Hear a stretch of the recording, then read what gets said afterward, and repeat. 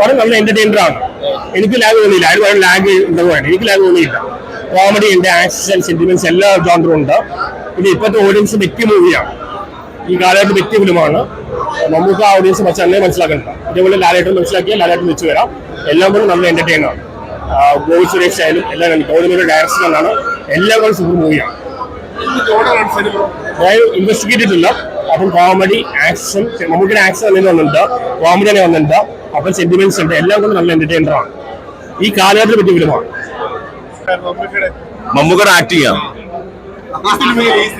അത് വേറെ റേഞ്ച് അല്ല. എല്ലാ സിനിമയിലും അടിപൊളിയല്ലേ മമ്മൂക്ക. പിന്നെ നമ്മൾ അതിനെപ്പറ്റി ആക്ടിങ്ങിനെ പറ്റി പറയാനുണ്ടോ മമ്മൂക്കനെ പറ്റി? അത് തകർക്കുമല്ലേ.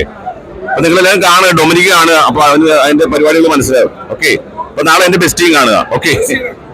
എന്താ പറയാ, മറ്റേ വാട്സൺ, ഷെർലക് ഹോംസ് പോലെ ഭയങ്കരമായിട്ട് സിങ്ക് ആയി പോകുന്നുണ്ട്. ശരിക്കും എന്താ പറയാ, ഇത്രയും വലിയൊരു ലെജൻഡറി ആക്ടറിന്റെ കൂടെ വർക്ക് ചെയ്യാണ് എന്നുള്ള ഒരു ആ റിച്ചസും ഇല്ലാതെ ഗോകുൽ സുരേഷ് ഭയങ്കര ഗംഭീരമായിട്ട് തന്നെ പെർഫോം ചെയ്തിട്ടുണ്ട്. ഗൗതമേനോന്റെ പടങ്ങളിൽ എല്ലാ നടന്മാർക്കും ഒരു സാധ്യതയാണ്. അപ്പൊ ഇതിലെ മമ്മൂക്കയ്ക്ക് എങ്ങനെയാണ്? പുള്ളിയുടെ എല്ലാ പടങ്ങളിലും ഏകദേശം അതുപോലൊക്കെ തന്നെയാണ് ഇതും. പക്ഷെ ഞാൻ പറഞ്ഞല്ലോ, ഇപ്പം നമ്മള് പണ്ട് തൊട്ടേ ഗൗതം വാസുദേവമേനോന്റെ പടങ്ങളും പടങ്ങളിലെ സോങ്സും ഒരുപാട് അഡിക്റ്റഡ് ആയിട്ടുള്ള ഒരു കാലഘട്ടമാണല്ലോ നമ്മളൊക്കെ വളർന്നു വന്നത്.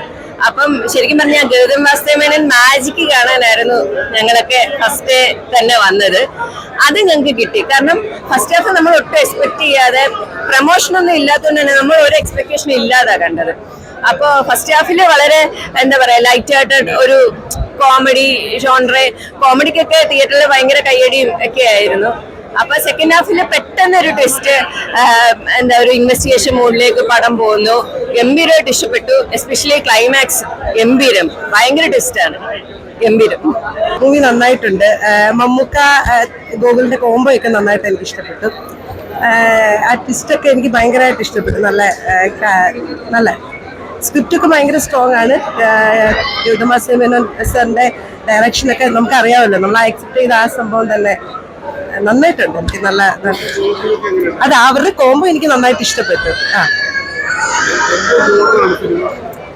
എനിക്ക് ആ ഒരു ഇൻവെസ്റ്റിഗേഷൻ ത്രില്ലർ അതെനിക്ക് ഇഷ്ടപ്പെട്ടു. കസിൻസ് ആണ് ഇതിന്റെ റൈറ്റേഴ്സ്. അപ്പൊ നമുക്ക് അറിയായിരുന്നു, സ്റ്റോറി അറിയത്തില്ലായിരുന്നു. പക്ഷെ നല്ല ക്ലൈമാക്സ് ഒക്കെ പിന്നെ പ്രതീക്ഷിച്ചില്ല. ഇങ്ങനെയാണ് ക്ലൈമാക്സ് എന്ന് പ്രതീക്ഷിച്ചില്ല. അങ്ങനെ വിചാരിക്കുന്നു. ഞാൻ ചോദിച്ചു അവരോട്, അത് ഉണ്ടെങ്കിൽ നന്നായിരിക്കും.